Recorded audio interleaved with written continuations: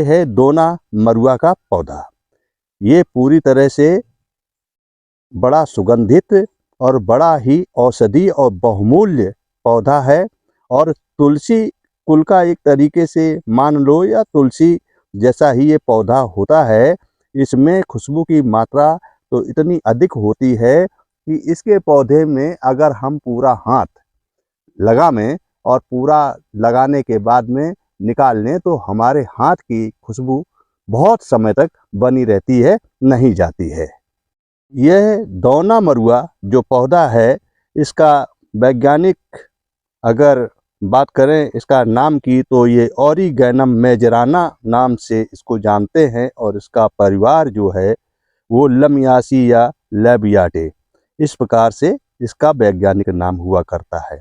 इसकी खासियत ये है कि ये 12 मासी पौधा है। जून से सितंबर तक इसमें फूल आते रहते हैं। बीज जो है अगस्त से सितंबर तक पकते हैं और बड़े ही बारीक महीन काले रंग के बीज हुआ करते हैं और बहुत बड़ी संख्या में बीज होते हैं।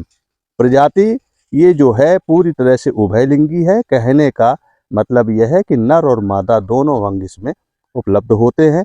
छोटे छोटे काले इसके बीज होते हैं। मान्यता है कि सांप और मच्छरों के खतरे को ये रोकता है। बताते हैं लोग कि जिस घर में जहाँ पर इस पौधे को लगाया जाता है तो इसकी खुशबू में वो खासियत होती है कि वहाँ मच्छर भी नहीं आते हैं और ख़तरनाक समूह के सांप भी वहाँ पर नहीं आते हैं। ये पौधा तुलसी के तरीके का होने के कारण किसी भी तरीके से इसका प्रयोग करने पर कोई खतरा नहीं होता है। हाँ, इसका प्रयोग जो है सीमित मात्रा में ही करना चाहिए। विशेषकर बच्चे और गर्भवती महिलाओं के लिए इसका प्रयोग पूर्णतया वर्जित होता है, इसलिए उनको इसका प्रयोग नहीं करना चाहिए। लेकिन अपने उत्तेजक गुणों के कारण औषधि के रूप में अधिक मूल्यवान औषधि है। अब मित्रों जानेंगे इसके विषय में ज़्यादा जानकारी हैं। अब शुरू करते हैं हम आगे। इसका जो प्रयोग है वो दवा बनाने के काम में, परफ्यूम में सुगंध के लिए भी होता है। मरुआ का प्रयोग ज़्यादातर खांसी, पुरानी खांसी जिसमें कफ वगैरह होता है, सर्दी, नाक बहने और पाचन तंत्र की जो समस्याएं होती हैं, अपच वगैरह की, पेट में कीड़ों की, उसके लिए इसका प्रयोग किया जाता है। इसके पत्ते को चबाने से दांतों का दर्द, मसूड़ों का दर्द और मुंह की दुर्गंध भी दूर हो जाया करती है। कहीं कहीं मरुआ को, इस दोना मरुआ के पौधे को तुलसी भी कहते हैं। ये पुरानी सर्दी खांसी में टॉनिक की तरह काम करता है। अस्थमा के लिए भी ये लाभदायक है। औषधि उपयोग के आधार पर ये एक महत्वपूर्ण औषधीय पौधा माना जाता है। इसे अंग्रेजी में मरजोरम भी कहते हैं। ये सूजन रोधी होता है। किसी भी प्रकार की अगर कोई सूजन है तो वो ठीक हो जाया करती है।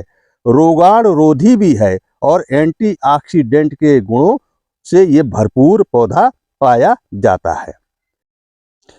मार्जोरम हार्मोनल स्वास्थ्य के लिए फायदेमंद हो सकता है, विशेष रूप से महिलाओं के लिए। बच्चों में प्रयोग ना करें, दर्द से राहत मिलती है। बहुत छोटे काले रंग के बीज अपने आप ये जमा करते हैं। तुलसी की तरह मंजरी इसकी निकलती है। ये मंजरी अक्टूबर में निकलते हैं और जनवरी फरवरी के महीने में इनके बीज पक जाया करते हैं। इसकी मंजरी जब ये पक जाए तो इसको काट करके रख लेते हैं और धूप में इसको सुखा लेते हैं। इसके बाद में शाम के वक्त इसको अपने घर में या कभी भी इसको जब जलाते हैं तो इसके सुगंधित धुएं के कारण पूरा घर कीटाणुनाशी के तरीके से बैक्टीरिया और बीमारियों से रहित हो जाता है, रोगाणुओं से रहित हो जाता है और घर पवित्र हो जाता है और पूरी तरह से सुगंध से भर जाता है और वातावरण शुद्ध हो जाता है। मरुआ की पत्तियों का रस निकाल करके 5-6 बूंद खाली पेट सेवन करने से अपच तथा पेट के कीड़ों की समस्या दूर हो जाती है। इसकी पत्तियां चाय में डालकर भी प्रयोग हम कर सकते हैं।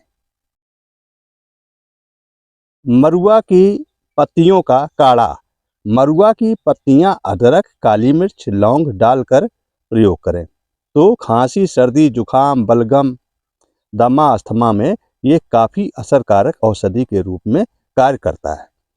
इसका जो सेवन है सीमित मात्रा में करें। ये हानि रहित वैसे तो पौधा है तथा तुलसी परिवार से संबंधित भी है, लेकिन प्रयोग चिकित्सीय अगर देख रेख में किया जाए तो अति उत्तम है। हम तो केवल इसके फायदे आदि की बात इस वीडियो के माध्यम में करवा रहे हैं।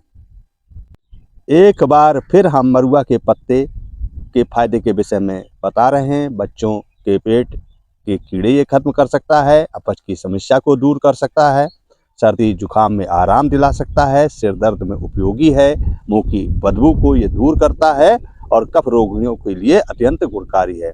इसका तेल मोच, चोट आदि मांसपेशियों के आराम के लिए प्रयोग किया जाता है। मित्रों, अगर वीडियो अच्छा लगा हो तो लाइक, शेयर, सब्सक्राइब अवश्य करें।